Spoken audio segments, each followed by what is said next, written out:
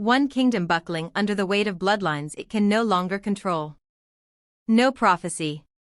No handbook. No safety net. This isn't a sequel that plays it safe. This feels like Disney shattering its own universe on purpose.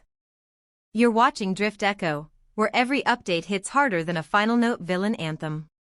Descendants 5 isn't interested in extending the story. It's here to rupture it. Instead of spotlighting a single rebellious heir, this chapter unleashes an entire wave of legacy kids, colliding into Auradon and Wonderland at the same time, warping history the second they arrive. The past doesn't guide them. They overwrite it. Red's return already tilted the board. But now the Queen of Hearts lineage fractures even further with the arrival of Pink, her younger sister, turning one royal legacy into a collision of futures that can't coexist. And that's only the beginning. The roster spirals outward. Robbie Hood steps into the chaos, not as a sidekick, not as a shadow, but as a wildcard determined to redefine what his family name actually means. Felix Facilier brings something colder. Magic that doesn't explode, it whispers. Deals, consequences, and power that listens before it strikes. Hazel Hook arrives sharpened by resentment and precision, tired of being underestimated, and done waiting for permission. And then comes the reveal no one saw coming. Luisa Madrigal. Straight from Encanto. Dropped into the Descendants world. That single crossover doesn't just raise the stakes, it breaks the rules entirely. Because now magic isn't just spells and curses. It's inherited gifts. Emotional weight.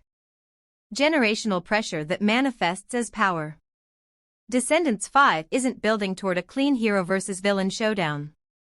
It's heading straight into identity overload. These kids aren't choosing sides. They're inheriting unfinished wars. They're living with consequences they never signed up for. They're carrying legacies that refuse to stay buried. Fans are already bracing for what comes next. Alliances formed out of necessity, not trust.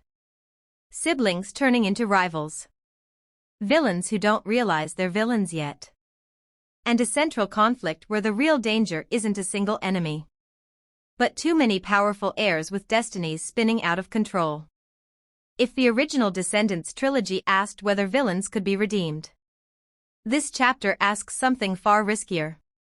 What happens when legacy kids reject destiny entirely? So let's ask the real question. Is Descendants 5 about to blow the Disney universe wide open?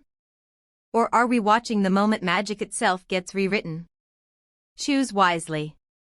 You're watching DriftEcho, where fairy tales fracture and echoes rewrite the crown.